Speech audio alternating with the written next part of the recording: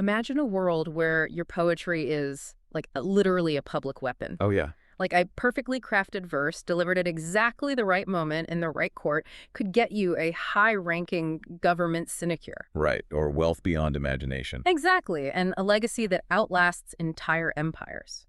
And this is a misplaced word or, a verse that flirts just a little too closely with heresy or an insult directed at the wrong patron could get you dragged into a dungeon and executed.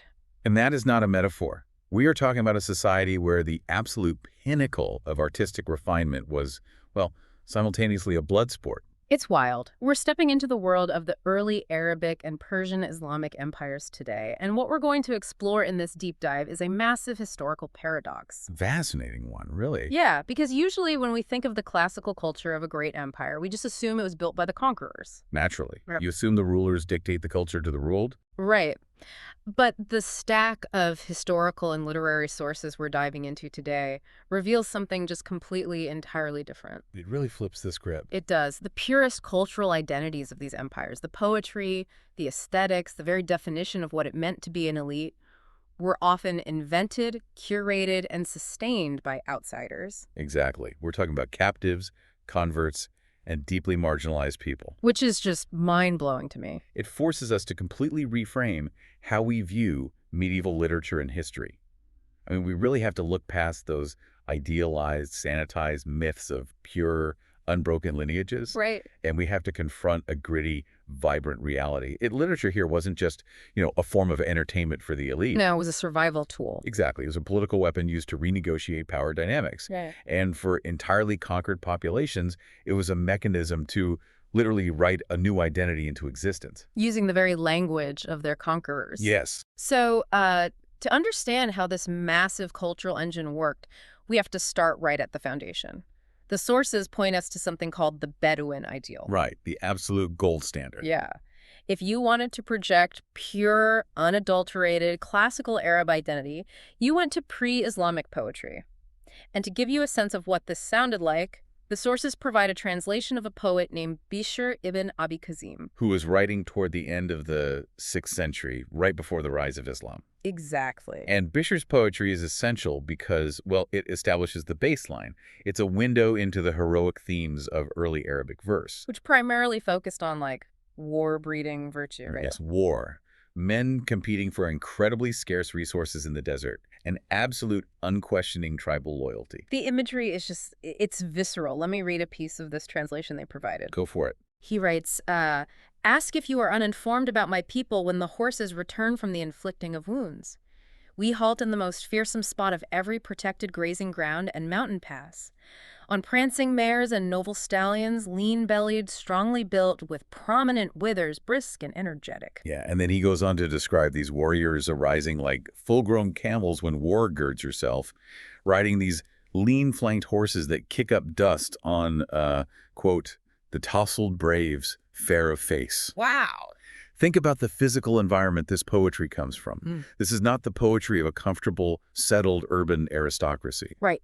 Definitely not. This is the poetry of a nomadic people where the tribe is the absolute unit of survival. I mean, the individual scarcely exists outside the context of the tribe's honor. And its ability to defend its grazing lands, it feels like an ancient action movie script, It really does. You have the dust kicking up, the muscular horses, the beautiful tousled warriors surviving by their wits. It's romantic, it's rugged, and it's deeply, deeply tied to this specific desert landscape. And for a long time, this was an entirely oral tradition. It functioned as an internal cohesive force for tribal audiences, but also as a kind of geopolitical boast to the massive settled empires surrounding them. Like the Byzantines to the northwest and the Sasanians to the east. Right. The poetry was essentially saying, we may not have your massive stone cities, but we have an unconquerable martial virtue. But here is where the historical narrative takes a really sharp turn in the sources.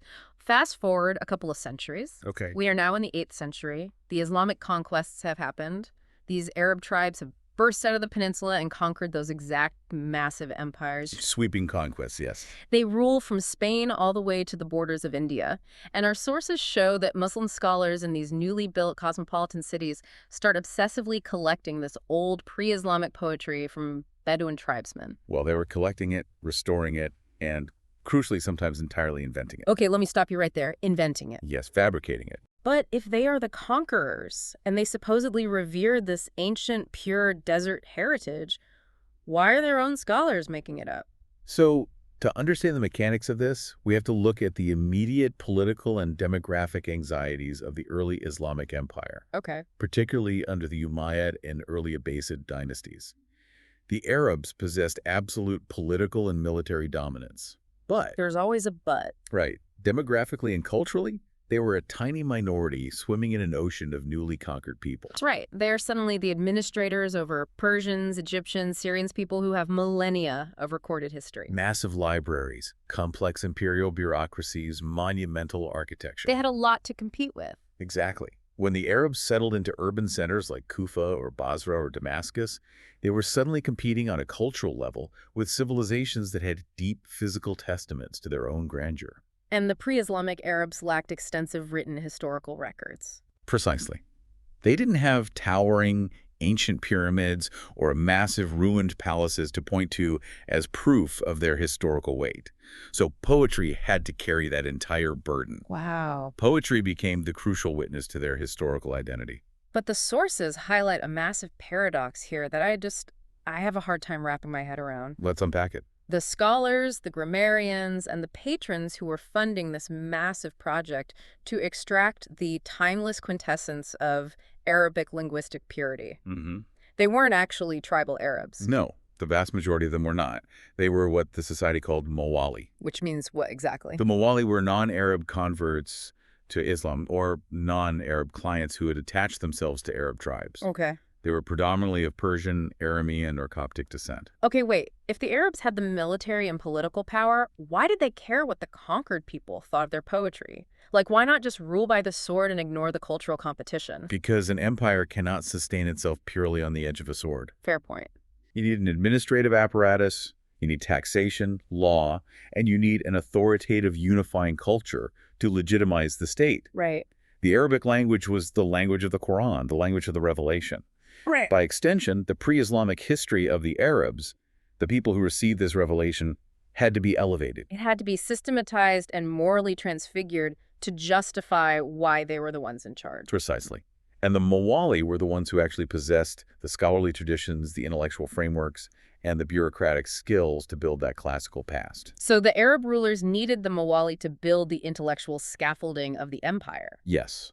But the Mawali also needed to prove their absolute mastery over the Arabic language and Arab culture to secure their own high-ranking positions within this new hierarchy. Oh, wow. So the most passionate defenders of the pure Arab desert aesthetic were actually urban, non-Arab intellectuals who had probably never even ridden a lean-flanked warhorse in their lives. That is the ultimate irony at the heart of this era. It reminds me of a cultural phenomenon, but, on a massive imperial scale. Oh, like what? It's kind of like how in the 1960s, you had these British kids in gloomy industrial cities obsessively listening to American Delta blues. Wow. Trying to master every single chord and inflection. And eventually, those British bands, like the Rolling Stones or Eric Clapton, become the definitive, globally recognized sound of this deeply American, deeply regional music. That is an excellent framework for understanding this. The Mawali took the raw material of the desert, systematized its grammar, codified its vocabulary, and established the rules for what made it classical. Right. And they did this with such thoroughness that even the tribal Arabs themselves eventually deferred to the Mawali scholars on questions of their own linguistic purity. That is crazy. So we've established how these foreign converts managed to brilliantly write the mythic past of the empire. Yes. But how did they actually survive in the present? Because everything we are reading in these sources suggests that holding a high position in this society was incredibly perilous. Oh, it was a minefield. The courts of these caliphs were volatile, Yeah. This brings us to the rise of the Khatib. which translates roughly to scribe or secretary, but in reality it meant a high-level bureaucrat or state minister. Got it. After the Umayyad Caliph Abd al-Malik made Arabic the mandatory language of the state administration around the turn of the 8th century, the old Greco-Persian bureaucratic families had to adapt. And they became the Mawali scribes. Exactly. And one of the most prominent figures the sources focus on here is a man named Abd-al-Hamid ibn Yahya al-Khatib. Yes. He was a high-ranking mullah who served the very last Umayyad Caliph, Marwan II, right before the dynasty was overthrown in the mid-8th century. And Abd-al-Hamid writes this famous epistle, which is basically a survival guide for his fellow bureaucrats. And it's a fascinating document, right? Because it marks a profound shift in how identity and loyalty are structured. Exactly. If you recall Bishr, the Bedouin poet. Right, the guy with the dust and the horses. Right. His entire identity was based on blood and the tribe. But Abd al-Hamid is writing to an urban professional class. Right, he literally tells his fellow scribes that they need to be closer to each other than to their own brothers or children. Yes. He is forging a new kind of tribe based on professional solidarity and shared intellectual culture. Because they were surrounded by danger constantly. They were navigating the whims of absolute monarchs who had the power of life and death over them. The advice he gives on how to manage a superior, a caliph or a governor is so chillingly pragmatic. The horse analogy. Yes, let me find the quote. He says, a groom who knows his business will make a point of studying his beast's disposition. If it is over lively, he will ride it without urging it on. If it places its feet wrongly, he will correct it. He will not let it have its head if it is a bolter. Think about the psychology embedded in that statement. It's intense. He is instructing the highest ministers of state to view the man who can have them executed not as a divine ruler, but as a volatile, dangerous animal. Yes, an animal that must be secretly managed, steered, and placated by a smarter, calmer handler. It's a terrifying high-wire act. It's basically saying, I am going to control you by making you think you are in control. Exactly. And Abd al-Hamid is articulating the early principles of something called Adab. Now, in modern Arabic, Adab generally translates to literature, right? It does. But in this classical formative period, Adab was much broader. It meant refinement, culture, the knowledge of things and of men. The sources refer to it as Islamic humanism. Yes, it was a deeply pragmatic, meliorist tool. It was about recycling the ancient political wisdom of the Persians and the Greeks, translating it into perfect Arabic, Right. and using it to keep the machinery of the state running smoothly while managing the massive, fragile egos of these monarchs. So a man of Adab knew the right poem to recite to calm a furious caliph. Or the right historical anecdote to advise against a disastrous war. Or the right subtle flattery to save his own neck. Precisely. But the reality is, no matter how good of a groom you were, the horse could still just crush you. Oh, absolutely. The stakes were absolute. The Umayyad dynasty falls, the Abbasid dynasty takes over, and Abd al-Hamid himself dies violently. And he is not an exception, is he? No, the mortality rate for brilliant intellectuals in this period was staggering. Consider Ibn al-Muqaffa, another brilliant Persian khatib. What happened to him? Well, he was instrumental in translating Persian wisdom literature into Arabic, essentially laying the groundwork for Arabic prose as a literary art form. Okay. And he was executed by the second Abbasid caliph, al-Mansur. Jeez. And then there is Bashar ibn Burd. The sources spend a lot of time on him, and his story is just wild. Bashar is a pivotal figure. He was a Persian-born poet, completely blind and immensely famous. Yes, he is often considered the first truly modern poet of the Arabic tradition because he consciously used complex rhetorical figures and logical argumentation in his verse. Right, moving away from the purely descriptive style of the old desert poets. But he was arrogant, right? The sources say his Arabic linguistic purity was considered on par with the ancients, but he would openly boast of his Persian origin and write poems disparaging the Arabs. Yes, this sentiment was known as Shubiyya. Shubiyya. It was a literary and social movement, primarily among the Persian Mawali, that asserted the cultural superiority of non-Arabs over Arabs. Okay, so Bashar would mock the Bedouin origins of the rulers, contrasting their desert past with the ancient, sophisticated empires of his Persian ancestors. He even deliberately utilized Zoroastrian imagery in his poetry, which, under an Islamic caliphate, was flirting dangerously with outright heresy. So he is openly taunting the very people who hold the power of life and death over him. Yes. And predictably, it ends terribly. He falls out of favor and is imprisoned and beaten to death under the Caliph al-Mahdi. A brutal end. Yeah, it really is. But this leads me to a major question. Sure. If the risk is this, if one wrong poem or one shift in dynasty means you get executed, why would anyone take this job? It's a fair question. Was the wealth really worth living with a sword dangling over your head? It wasn't just about wealth, though the financial rewards were indeed massive. We have to understand the specific function of poetry in this society. Okay. It was not just art, it was the ultimate mass media. Oh, like controlling the printing press or a major news network Yes, today. exactly. A poet had the power to shape reality across the entire empire. The two major genres of public poetry were Madi, which is panegyric or praise poetry, and Hija, which is satire or mockery. And these could make or break you. Absolutely. If a brilliant poet composed a Madi about you, detailing your generosity, your courage, and your noble lineage, that poem would be memorized by reciters Sung in salons. and transmitted from Spain to Central Asia. It could single-handedly solidify your political legitimacy. Wow. And if they wrote a hijab about you? It could destroy you. A devastating satirical poem could attach a humiliating nickname to a governor, expose a family's hidden scandals, or make a military commander an object of ridicule across the entire Islamic world. Okay, so the patrons needed the poets to build their public image, and the poets needed the patrons for wealth and protection. It was a complicit, highly dangerous game of mutual dependency. I see. So the poet isn't just a hired PR flack. They view themselves as the arbiters of truth and virtue. Yes, and they wielded the classical Bedouin aesthetic to do it. Oh, right. A perfect example from the sources is Abu Tamam, one of the most celebrated poets of the Abbasid era. Okay, what did he do?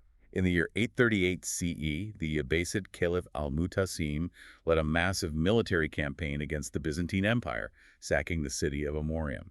And Abu Tamam writes a famous qasida, an ode celebrating this victory. Right. But the reality on the ground was incredibly complex. The Caliph's army was not a pure tribal Arab force. Yeah. No, it was a chaotic, multiracial mix of mercenaries, newly imported Turkic slave soldiers from Central Asia, and various provincial levies. Many of the soldiers executing this campaign weren't even Muslim. But that is not how Abu Tamam writes it, is it? Not at all. In his Qasida, Abu Tamam retroactively applies the pure, classical Bedouin ideal to this multi-ethnic mercenary force. He casts them in the role of the Prophet Muhammad's original pious Arab holy warriors sweeping out of the desert to smite the pagan Christians. He uses all the ancient martial vocabulary, the flashing swords, the noble steeds, the unyielding tribal honor, to describe an army of hired Turks and Persians. He is literally overriding reality with aesthetics. He is taking the messy, pragmatic truth of empire and wrapping it in the mythic purity of the desert. Yes, he is. And the irony that just kills me here, Abu Tamam himself was reportedly the son of a Syrian Christian innkeeper. It perfectly encapsulates the paradox of the era. It really does. The man defining the ultimate classical Arab martial spirit was a non-Arab convert, synthesizing different worlds. He knew exactly what the cultural anxieties of the elite were, and he provided the artistic solution. Unbelievable. He even went on to compile a massive, wildly popular anthology of actual Bedouin verse called the Hamasa, or Valor, reinforcing his own classical aura. And his urban readers devoured it because it gave them exactly the noble, mythic past they craved, completely divorced from the messy reality of their daily lives. Exactly. Okay, so we have this incredibly intense, high-stakes public sphere. You have male bureaucrats writing survival guides to avoid getting beheaded, and male poets rewriting the ethnic makeup of armies to please the caliph. It is paranoid, intellectual, and highly performative. But when these men went home, when they retreated into the private salons of their palaces, the atmosphere was controlled by an entirely different group of people. Yes. To understand the emotional and aesthetic heartbeat of the empire, we have to look away from the public courts and look into the private chambers. Where the culture was being profoundly shaped by the Kian. Yes, the Kian or the Jawari. These were enslaved female musicians and entertainers. Yes. And the sources make a very clear point to contrast them with the free tribal women of the earlier eras. The contrast is stark.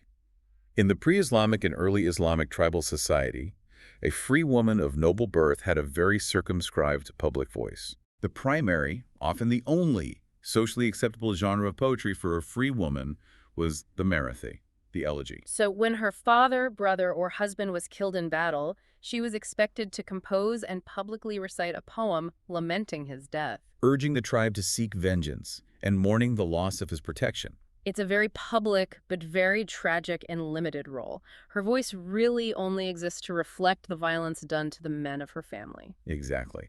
But following the massive Arab conquests, an unprecedented influx of wealth and human captives flowed into the heartland of the empire. Particularly into the Hijaz cities like Mecca and Medina, and later into Damascus and Baghdad. Yes, the Arab aristocracy suddenly found themselves immensely wealthy, with vast amounts of leisure time, and they began to invest heavily in entertainment. The sources describe a feminization of elite culture during this period, and the Qian were the absolute center of this. The skill set of a top-tier kina, that's the singular form, was staggering.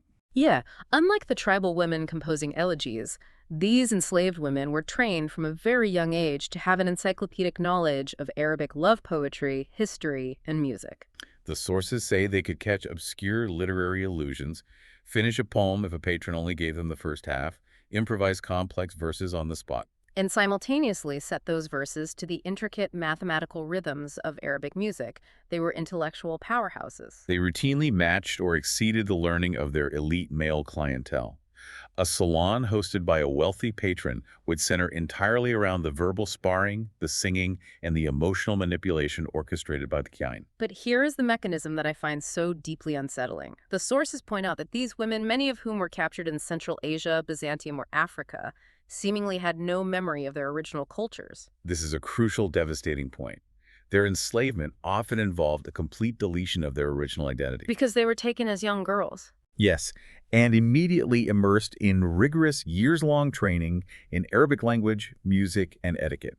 They had no native cultural memory to fall back on. They are essentially forced to be blank slates. Let me try to put this in perspective. It's like they were human mirrors, polished to absolute perfection, but designed to reflect only the face and the culture of their masters. That is a very accurate and very tragic analogy. Having no culture of their own, they became the ultimate, highly concentrated embodiments of their master's culture. Wow. They were the perfect cultural trophies.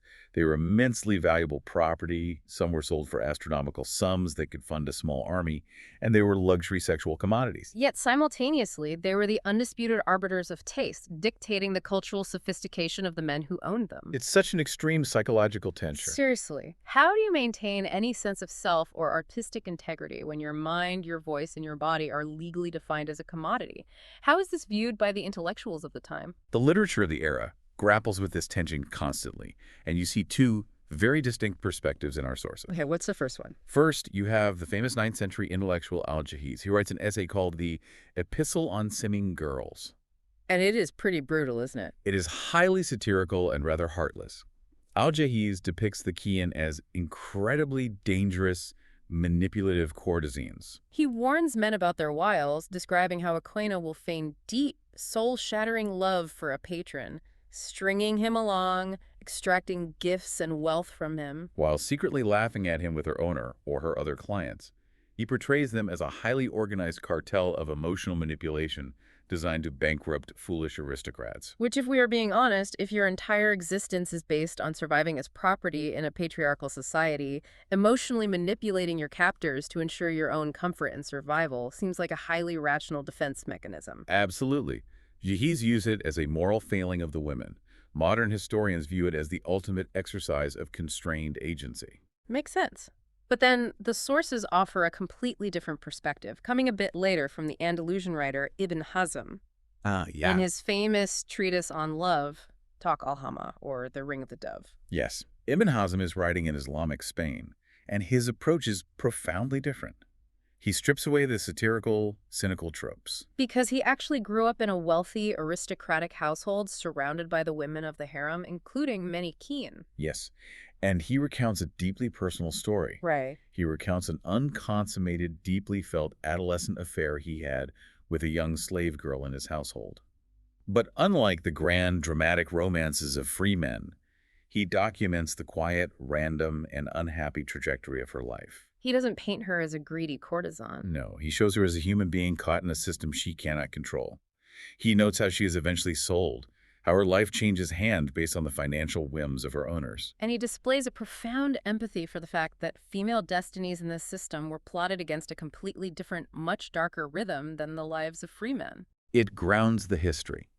It reminds us that behind the beautiful poetry and the legendary salons were real human beings enduring unimaginable precarity. And their influence only continued to grow. The sources note that by a 10th century, particularly in Baghdad, the culture of the Khayan had moved beyond private elite salons. There were hundreds of these women singing to the public, setting the emotional tone for the entire city. And they were joined by free women and male singers, often described in the literature as boys like moons. And the poetry they sang was called ghazal. Yes, the ghazal. It's Yeah. a specific genre of secular love poetry. It is deeply emotional, often highly erotic, focusing on the pain of separation, the cruelty of the beloved, and the absolute submission of the lover to the object of their desire. But here's the craziest twist in this whole story. What's that? This secular erotic poetry, sung by enslaved women in the taverns and salons of Baghdad, ends up becoming the foundation for Islamic mysticism. It is one of the most fascinating cultural migrations in history. Sufism, the mystical, esoteric branch of Islam, was emerging during this period. Okay. The early Sufis lived in these cities, and they heard this music. They attended these public singing sessions. And they realized that the emotional vocabulary of the ghazal, the intense yearning, the agony of separation, the absolute surrender to a beautiful, aloof master. It perfectly mapped onto the mystic's relationship with God. So they essentially reappropriated the pop songs of their day. They did. They took the secular theory of human longing and used it as a system of metaphor for divine love. Wow. When a Sufi poet wrote about thirsting for wine or weeping outside the closed door of the beloved, the initiated knew he was actually writing about the soul's desperate desire to annihilate itself in the presence of the divine. It is staggering when you think about the chain of transmission. It really is. The hidden miseries, the suppressed agency, and the artistic brilliance of enslaved, marginalized women provided the literal emotional vocabulary that would define the highest forms of Islamic spirituality for the next 1,000 years. It is the ultimate proof of how marginalized voices silently write the cultural DNA of an empire. Okay, so we've seen how male bureaucrats survived the dangerous public courts and how enslaved women commanded the private emotional lives of the elite. But the sources point us to a third arena where the strict rules of this society completely broke down. And this takes us to the literal margins of the empire, where medicine, madness, and monasteries intersect. To understand this, we have to look at the role of non-Muslims in the high society of the caliphate. Right. The Islamic Empire was incredibly diverse, and while Muslims held the political power, they heavily relied on dynasties of non-Muslim men of learning to run the sciences. The sources highlight a few specific families, the Buktishu family, for instance. Yes, the Buktishu family were Nestorian Christians. They were from Jindashapur, an ancient center of learning in southwestern Iran. And for 8 successive generations, spanning over 2 centuries, men from this single Christian family served as the personal court physicians to the Abbasid caliphs in Baghdad. 8 generations. That is a level of entrenched influence that is hard to fathom. It was. And you also had families like the Al-Sabi. They were from Hiran in northern Syria, and they were pagans. Star worshippers, essentially, who maintained ancient Hellenistic philosophies. And for 11 generations, they served as the empire's leading scientists, mathematicians, and historians. That's incredible. The sources give us a really intimate anecdote about the Buktishu family that I think perfectly illustrates their unique position. Oh, the coat story. Yes. It involves Buktishu ibn Jibril, who was the 4th generation of these court physicians, operating in the mid-9th century. He was treating the young prince Al-Mutaz, the son of the powerful Caliph Al-Mutawakkil. The story goes that the caliph is sick with worry because the little prince refuses to eat. So Buktishu goes in to see the boy. And instead of prescribing some harsh medieval medicine, he notices the prince looking longingly at his coat, the physician's beautiful, expensive coat. So the Christian doctor strikes a deal with the Muslim prince. He says, if you eat 2 apples and drink some syrup, just for me, I'll give you this coat. The kid eats, the doctor gives him the coat, and the caliph is overjoyed. It is a seemingly small anecdote, but it reveals volumes about the social dynamics. It really does. The physician is a non-Muslim, technically a second-class citizen under Islamic law. Yet he occupies a space of absolute trust and profound intimacy within the very heart of the caliph's family. He is coaxing the future ruler of the Islamic world to eat an apple. Right. And it wasn't just in the medical quarters that Christians featured prominently. They were everywhere in the literature, especially in a genre of poetry called the Kamriyat, or wine poetry. Wine consumption is, of course, strictly forbidden in Islamic law. Yet wine poetry was incredibly popular among the elite. Championed by famous, notoriously hedonistic poets like Abu Nuwas. Exactly. And this leads to a weekend activity described in the sources that I found absolutely bizarre. The elite Muslims of Baghdad and other cities would frequently leave the urban centers to go to places called dayarat. The Dairat were Christian monasteries. Right. They were usually situated outside the city limits, often on elevated, scenic ground, surrounded by beautiful orchards, vineyards, and gardens. And the Muslim elites would go to these monasteries to buy wine from the monks, drink, listen to music, and have amorous encounters away from the prying eyes of the city authorities. Yes. But here's the part that threw me. These monasteries frequently doubled as bimaristans. Yes, madhouses, or hospitals for the mentally ill. So let me get this straight. The most powerful, educated men in the empire are leaving the capital to go to a combined monastery and insane asylum to get drunk and party. Why? Was it just medieval, dark tourism? It might seem like that on the surface, but if we analyze the mechanics of this society, it makes perfect sense. It is about the deeply human need for liminal spaces. Define liminal space in this context. A liminal space is a threshold, a place that exists outside the normal rules and boundaries of society. Okay. Inside the city of Baghdad, you are bound by strict Islamic jurisprudence, by the rigid decorum of the caliph's court, and by the constant dangerous scrutiny of orthodox theologians. One wrong word, as we saw with Bashar ibn Burd, could be fatal. So the monastery madhouse outside the city limits acts as a physical and literary safe space. Oh. It was an environment where the usual dogmatic differences and rigid social hierarchies were temporarily suspended. Because the monk is outside the Islamic system. And the madman is outside the realm of legal responsibility. In this space, an elite Muslim intellectual could drink wine, debate philosophy, and explore transgressive ideas without fear of immediate execution. So the monks and the madmen act as pressure valves for a highly restrictive society. Yes, and this setting birthed a very specific, highly popular literary trope, the wise madman. Tell me how the wise madman functions in the literature. In a society obsessed with intellectual refinement and religious orthodoxy, the madman becomes a brilliant narrative device. How so? The madman is usually depicted as a mystic who has become unmoored from the material world, or a lover whose intellect has been shattered by the agony of separation. Because he is legally insane, he is not subject to the harsh laws of heresy or treason. How he can say the things everyone else is too terrified to say. Exactly. The simplicity or the derangement of the madman allows him to speak dangerous, profound truths directly to power. Wow. A caliph might visit a madhouse, and a madman in chains will deliver a blistering critique of the caliph's corruption or the hypocrisy of the religious scholars. And the caliph will weep at the profundity of the madman's words, but he can't execute him because the man is insane. It was the perfect literary cover for exploring heterodox ideas. It's brilliant. Don't execute me, the crazy guy said it. Basically, yeah. And this reliance on outsiders to push the boundaries of culture is everywhere in the sources. There is a fascinating rivalry detailed in the text between two literary biographers from the 12th and 13th centuries, Al-Kifti and Yaqut. Their dynamic perfectly illustrates the deep anxieties about class and belonging in this intellectual world. Right. Al-Kifti was a highborn, wealthy aristocrat. He served as a government minister in Aleppo, but he famously complained about the drudgery of statecraft. He was a languid intellectual who just wanted to stay in his massive private library and read. And Yaqut is the exact opposite. Yaqut was a self-taught, penniless, former slave of Byzantine birth. He had been captured as a child, sold in Baghdad, and educated by his merchant owner to be a copyist. Right. He eventually gained his freedom, but he spent his life traveling, trading, and writing, often fleeing from political upheavals, including the terrifying advance of the Mongol armies. So Yaqut is this gritty, self-made survivor, and Al-Kifti is this comfortable aristocrat. The sources say that when Yaqut was destitute and fleeing, Al-Kifti actually took him in and supported him. He did, and Yaqut, who is arguably the greatest Arabic literary biographer and geographer of his age, was deeply grateful. So to repay his patron, Yaqut memorialized Al-Kifti in a massive biographical dictionary of learned men. Yaqut wrote a glowing entry, making Al-Kifti look brilliant, charming, and endlessly generous. Which is the ultimate gift from a writer. He cemented Al-Kifti's legacy. But how does Al-Kifti repay this monumental favor?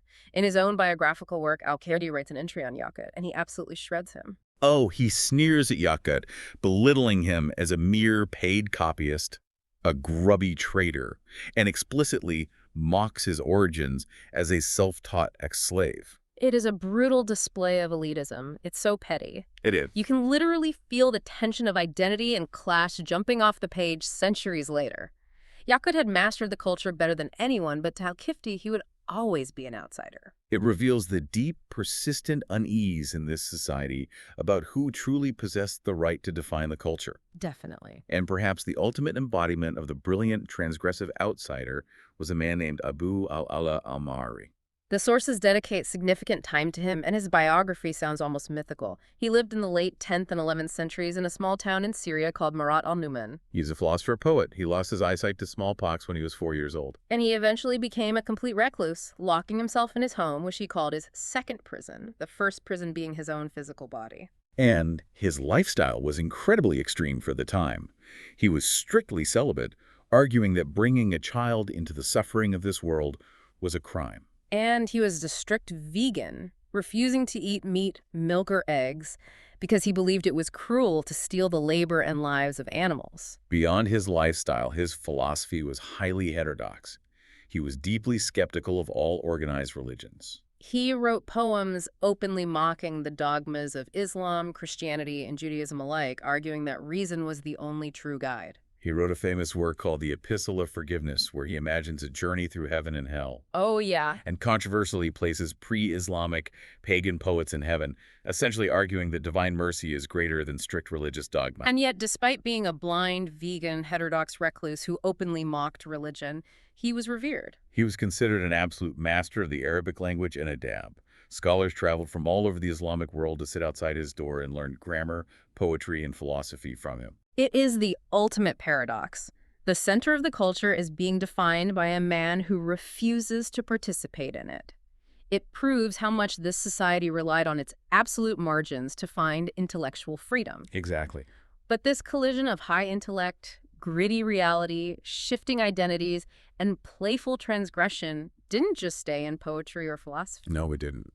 The sources show that it eventually birthed a completely new form of storytelling, a genre specifically designed to capture the sheer chaotic complexity of this world. Yes. This brings us to the invention of the makama. To understand why the makama was so revolutionary, we'll need you to explain how narrative actually worked in early Arabic literature, because it wasn't like reading a modern novel. Far from it. The sources talk about the academicization of knowledge and this rigid structure called the isnad and the matan.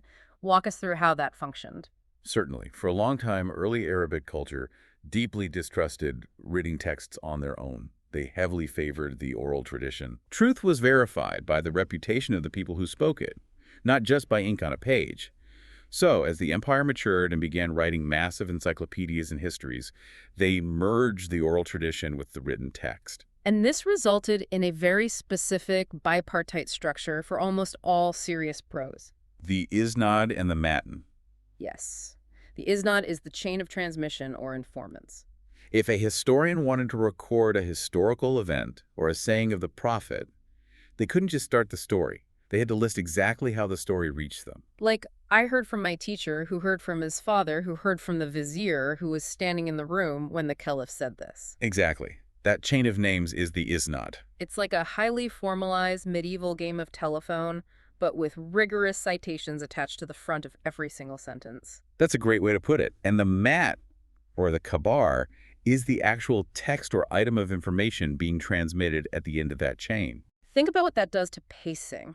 If every time you want to introduce a new plot point, you have to read out a list of 5 dead guys who verified it, you can't really build momentum. Which is why classical Arabic prose didn't typically tell long, uninterrupted linear stories like a Western epic or a modern novel. The narrative was fragmented. Every story supposed a massive backstory. It constantly deferred resolution. Much like their poetry, classical Arabic prose preferred to explore specific states of mind or capture a brilliant rhetorical moment rather than tell a chronological tale from beginning to end. So, into this highly fragmented, very stuffy, academic, literary world steps a writer named Al-Hamadani in the late 10th century. He was so brilliant they called him the marvel of the age. And he invents an entirely new genre called the makama, which translates roughly to assemblies or sessions. The makana is a literary revelation. Al-Hamadani takes that stuffy academic isnad format and he turns it into a joke. He uses it as the framework for a fictional, highly comedic narrative. Walk us through a typical Makama story. How does the trick actually work? Every Makama episode features the same basic structure. You have a narrator, a respectable, somewhat gullible middle-class merchant or scholar. He always begins the story with a mock isnad. Isa ibn Hisham told us the following. And this narrator is always traveling to a new city or attending a new gathering. And in every single episode, he runs into the exact same guy, but doesn't realize it. Yes, he encounters the anti-hero, the trickster figure.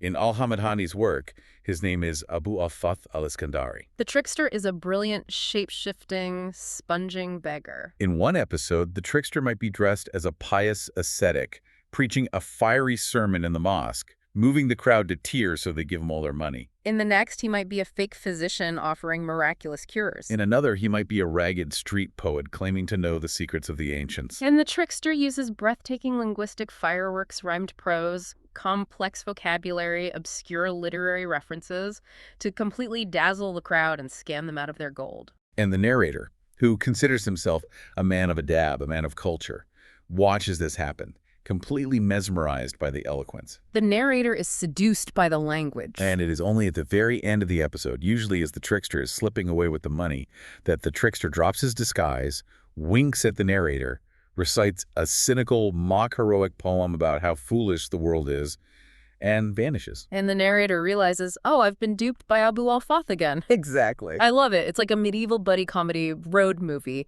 But the road they are traveling is the Arabic dictionary, and the punchlines are dense literary inside jokes. Why was this so massively popular among the elite? Because it plays a profound psychological and intellectual game with the reader. The underlying philosophy of the Makama is a reflection of a society that has reached the absolute peak of cultural refinement and is now self-aware of its own sophistication and perhaps its own decadence. Well, The Makama asks the reader a question. Are you the dupe, or are you the accomplice? Are you like the gullible narrator who believes that eloquence equals morality? Or are you in on the joke with the trickster, realizing that language is just a tool to manipulate the masses? it's poking fun at the very idea of adab. It's taking this sacred concept of cultural refinement that men like Abd al-Hamid, the bureaucrat, literally died for, and showing that a filthy beggar in the street can use it better than a highborn minister. Exactly. It proves that Adab endlessly switches hosts. The people who lay claim to it might be liars, thieves, or beggars, but the eloquence itself is always authentic. The trickster is a genius of the Arabic language. Al-Hamatani is showing that mastering the language doesn't make you a noble Bedouin. It just makes you a very effective operator in a complex urban society. The sources mention that this genre was later refined by another author named al-Hariri, who made the linguistic puzzles even more insanely complex. But the overall effect of the Makama and similar literature seems to point toward a democratization of culture. It does. As the centuries progress into the Mamluk and Ottoman periods, the sources show a distinct shift. Literature is no longer exclusively confined to the halls of the caliph's palace or the vizier's salon. The social base of Adab broadens. It moves into the urban merchant classes. This is the era when you start seeing the rise of massive popular narrative collections like The 1001 Nights, which blends high literary Arabic with common street tales. You see the rise of shadow plays. You also see the emergence of semi-colloquial satires. Writers begin to actively mock the old, stuffy pastoral poems. For instance, instead of a classical poet weeping over the abandoned desert campsite of his beloved, a later satirist might write a poem weeping over a ruined cheese shop or a spilled bowl of stew. They are using the prestigious forms of the past to elevate the gritty, comic reality of the urban present. You even have writers like Ibn Sadoun in 15th century Egypt. He was the son of a Mamluk slave soldier, and he couldn't make it as a serious religious scholar, so he pivoted to writing incredibly popular comic poetry and nonsense verse to carve out a living. Literature remains a mechanism for self-betterment, just as it was for the Mawali centuries earlier. But the definition of what constitutes literature has vastly expanded. Indeed. But while Arabic prose and poetry were reaching these dizzying heights of self-aware, trickster-laden complexity in places like Baghdad, Cairo, and Damascus, a monumental structural linguistic shift was happening in the East. And this is the final, perhaps most profound transformation we are exploring today, the Persian pivot. This is a story of incredible cultural resilience and synthesis. To set the stage, we must remember that for roughly 2 centuries after the initial Arab conquests, Arabic was the absolute undisputed language of high culture, religion, and administration across the entire Islamic empire, including the vast territories of Iran. If you were a Persian intellectual in the 8th century, like Ibn al-Muqaffa or Bashar ibn Burd, you wrote your masterpieces in Arabic. Persian, as a written literary language, had largely been submerged. Yes, but in the late 9th and early 10th centuries, primarily in eastern Iran and Central Asia, under the patronage of the Samanid dynasty, something remarkable happens. New Persian literature begins to emerge and assert itself as a language of high culture alongside Arabic. But the sources are very careful to point out that this new Persian is not just the old pre-Islamic language of the Sasanian Empire magically waking up from a 200-year nap. It had been deeply, fundamentally altered by Arabic. Altered barely captures the scale of the transformation. The new Persian language experienced massive structural cultural assimilation. First, it completely abandoned its ancient Pahlavi script and adopted a modified version of the Arabic alphabet. Second, it absorbed a massive influx of Arabic vocabulary, religious, administrative, and literary terms. But the third change the sources highlight is the one I find most mind-blowing. They changed the rhythmic heartbeat of their poetry. Explain how the metrical systems worked. Pre-Islamic Persian poetry, much like English poetry, relied on an accentual meter. The rhythm of the poem was based on the stress or the accent placed on certain syllables. Like the beat of a drum. Diadem, diadem. Exactly. But Arabic poetic meter, known as a rood, functions entirely differently. It is a quantitative meter. It is not based on stress. It is based on a highly complex mathematical pattern of long and short syllables. It relies on the specific weight and duration of the vowels and consonants. And Arabic is a Semitic language, which is built on root consonants and highly regular patterns, so a mathematical meter makes sense for it. But Persian is an Indo-European language. Precisely. Forcing an Indo-European language to adopt a strict quantitative meter designed for a Semitic language is incredibly difficult. It requires bending the native language into entirely unnatural, alien rhythmic boxes. Yet, that is exactly what the Persian poets did. They completely abandoned their native accentual meters and adopted the Arabic Arud system. They threw out their own poetic rhythms. That seems like a complete surrender. If you adopt the alphabet, the vocabulary, and the very rhythmic structure of your conquerors, aren't you just creating an Arabic clone? Is this a story of Persian culture dying? No, and this is where the brilliance of the Persian pivot lies. Despite this massive structural assimilation, the pre-Islamic Persian models, the mythology, and the cultural soul survived. They took the new Arabic-infused tools and used them to resurrect their own heritage. The most towering example of this is Ferdowsi's epic, the Shahnameh, or the Book of Kings, completed around 1010 CE. The Shahnameh is the massive national epic that tells the mythical and historical past of the Persian Empire, from the creation of the world down to the Arab conquest. Yes, and Ferdowsi wrote this monumental Persian epic using the mutakorab meter. This is crucial because mutakorab is one of only 2 meters used in Persian classical poetry that is not derived from the Arabic Arud system. Scholars believe it is an adaptation of an ancient pre-Islamic Persian accentual meter that survived the conquest. So within this massive sea of Arabic influence, Ferdowsi finds this one, ancient Persian rhythm, and he uses it to build a monument to Persian history. And he wasn't the only one, right? No. You also have works like Fakhr al-Din Gurgani's romance, Wiswar Amin, written a few decades later. Gurgani took an ancient pre-Islamic Parthian love story and rewrote it in new Persian verse. While he used the new Arabic meters and rhyme schemes, he deliberately preserved the ancient Parthian rhetorical devices, the imagery, and the pre-Islamic ethos of the original tale. Let me push back on this a little bit. I have a hard time defining what this actually is. The sources call this the emergence of the Khurasani style, this dignified, direct Persian poetry heavily reliant on Arabic structures. But is this a capitulation? Did the Persians just concede defeat to the Arabic language, or is this the ultimate Trojan horse? I would argue it is the ultimate act of cultural synthesis, functioning as a brilliant Trojan horse. We have to think about the mechanics of survival. The Persian intellectuals realized they could not defeat the absolute linguistic and religious dominance of Arabic. It was the language of the revelation in the empire. If you fight a tidal wave head-on, you drown. So what do? They absorbed the weight of the water. They took the alphabet, the vocabulary, and the rhythmic operating system of their conquerors. They proved they could master it just as well as the Arabs, And then, once they had embedded themselves within that system, they flexed it to tell their own native stories. They resurrected their ancient kings, their mythology, and their cultural pride, using the exact tools that were originally intended to overwrite them. That is just stunning. To survive, you don't fight the wave, you become the water, but you decide where the river flows. You hack the system from the inside out. Exactly. It shows how a language and a cultural identity can be seemingly conquered on the surface, heavily modified in its structure, but remain fiercely independent and resilient at its core. It is the perfect culmination of the theme we've been tracking today. It really is. We have covered an immense amount of historical and cultural ground today, tracing this incredibly complex web of identity, power, and art. We started by dismantling the myth of the pure Arab past, seeing how the pristine, classical Bedouin ideal was actually collected, curated, and sometimes completely fabricated by non-Arab Mawali converts trying to secure their place in a new empire. We saw how brilliant bureaucrats like Hamid used the concept of Adab as a literal survival guide to navigate the volatile whims of absolute monarchs, and how poets like Abu Tamam and Bashar ibn Burd wielded praise and mockery as weapons of state, risking execution for the power to shape reality. We looked into the private salons and uncovered the profound tragic influence of the enslaved female musicians whose deleted pasts forced them to become the encyclopedic mirrors of their master's culture, ultimately providing the emotional vocabulary that would define Sufi mysticism.